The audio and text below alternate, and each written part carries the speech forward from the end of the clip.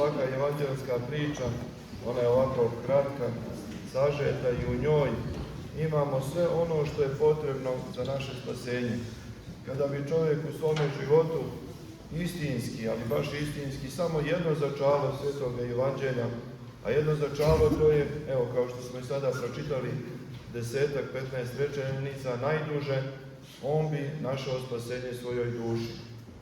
Vidimo, evo došli smo već, prošli smo pola časnog i blagoslovenog posta i krenuli smo na taj blagosloveni put i da mi idemo u susret Hristu ovakvi kakvi jesmo, sa svojim nemoćima, a obično čovjek sam po sebi, šta čovjek može sam po sebi da uradi, šta on sam može da učini, ništa bez Božje pomoći.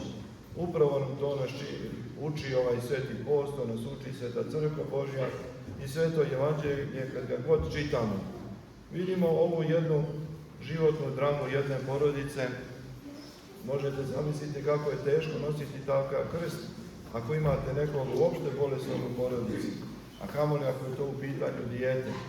Ali vidimo ovdje da ovaj otac dolazi kod onoga koji zaista njemu može i da pomogne. Sigurno je on za svo to vrijeme bolovanja svoga djeteta prošao na razne, išao na razne strane i tražio sigurno utjehe za svoje dijete izlečenje, ali sigurno nije bilo istinskog izlečenja, jer istinsko izlečenje od naše nemoći jedino može da nam da Bog.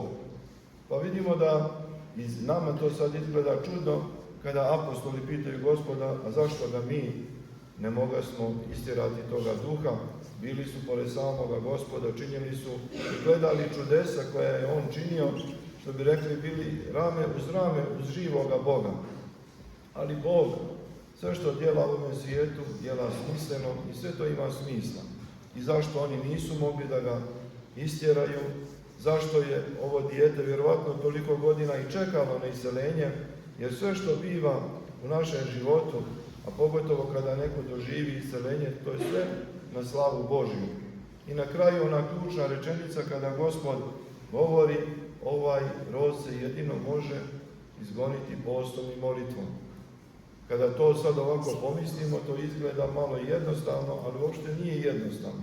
Šta znači da se ovaj rod, demonski rod koji muči rod ljudski, koji nam, evo, vjekovima pravi pakost, koji nas tjera da griješimo, koji nas stalno potiče nogu i stalno pokušava da nas uvuče u svoje carstvo, ova rečenica je toliko moćna zato što je zaista jedino u postu i molitvi istinski čovjek može istinski da se smiri. A kada se čovjek istinski smiri, onda Bog tu dobija prostor da učini ono što mi ljudi ne možemo. Kada mi to hoćemo po svojoj snazi, po svojoj sili, po svojoj moći, ono što bi rekao naš narod, tu smo obrali Boston, tu ništa ne možemo da učinimo. Naše snage su tako male. Vidimo, moj juče Strahinja nešto ruku povrijedio, malo igrao se s djecom, pa kaže, dolazi sinoć, pogledaj, kaže, ja s ovom rukom ne mogu više ništa. Kaže, do malo prije sam se igrao, sad ne mogu ništa. Kako kroz malu stvar čovjek osjeti svoju fizičku, biološku nemoć. U stvari koliko je čovjek ništa, što ono kažu sveti oci, jeli, naše snage su toliko male da su bukvalno ništavne. Ali kada se naša nemoć dotakne sa svemoći Božjom, onda i čovjek postaje svemoćan, zato što je učesnik u svome spasenju i to Bog hoće od nas. Zato i mi postimo da se naoružamo postom i molitvom, da bi dali u našem srcu prostor Bogu da očisti sve naše slabosti. I ono što činimo, jeli, kada ispovjedamo svoje grijehe i kada klevećemo i kada lažemo i kada učinimo nešto što nije blagosloveno, kada činimo opšte pakost u ovome svijetu i kada nemamo ljubavi prema bližnjemu, a sve iz toga izviru svi ostali grehovi, onda vidimo kako je čovjek u stvari ništavan. A kada se susretne sa ovakvom evanđelskom pričom i s ovim istinitim događajem, onda čovjek dobija nadu. Onda čovjek ne pada u očajanje. Znači, tačno je, ja ne mogu ništa sam od sebe, ali ako ugodim Bogu i ako otvorim svoje srce za Boga, onda sve mogu. Bog će doći i sjeliti moje dijete, i sjelit će i mene, i sjelit će moju dušu, i ono što je najbitnije, Gospod će nas primiti u carstvo Tvoje. Zato se i mi i trudimo, zato i postimo, zato i činimo ove naše podvige. Evo, ostalo je još 3 nedelje časnoga posta, odnosno 2 nedelje Svete Četrdesetnice i Strasna nedelja. I ona Strasna nedelja je najvažnija. I mi kroz ovaj naš podvig sastradavamo sa Hristom, razapinjemo se i se razapinjemo sa njime, da bi se razapeli naše grehove i da bi dali Bogu prostora gdje mi možemo da vaskrsnemo kada dođe svjetlo vaskrsenje Hristovo.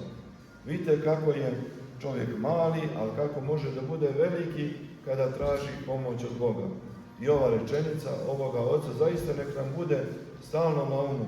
Gospode, vjerujem, ali pomozi mome nevjerju. To je toliko istinita rečenica i toliko tačna. Evo ja prvih 1000 puta sam se našao u tu situaciju da kažem, Gospode, pomozi mi, sada mi stvarno nedostaje vjera. Nikako ne mogu da sklopim te kockice jer ja imam neku svoju viziju života ili šta nešto treba da se desi.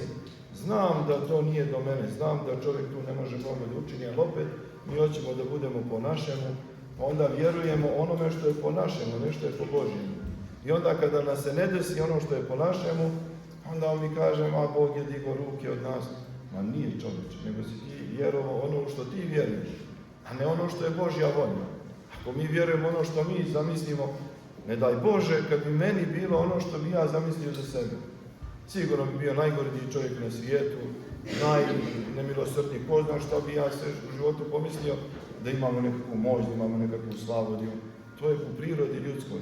Ali Bogu hvala što nas Bog smirava kroz razne načine da spoznamo svoju slabost i svoju ništavinu. I da uvijek vjerujemo u Evanđelje, da vjerujemo u živoga Boga i On je onaj koji nam daje svakome onome što mu treba u životu. Bog nam ništa ne daje, a što nije nama potrebno. I bolest, i radost, i žalost, i tuga, i sreća, i sve ono što imamo, to je od Boga. Ali samo da to prihvatimo na pravi način i da vjerujemo u njega i da imamo povjerenje u njega. Kada imamo povjerenje u njega, onda ćemo zaista i mi moći da kažemo, Gospode, vjerujem, pomozi mome nevjerujem. Amin, neka uvijek tako i bude.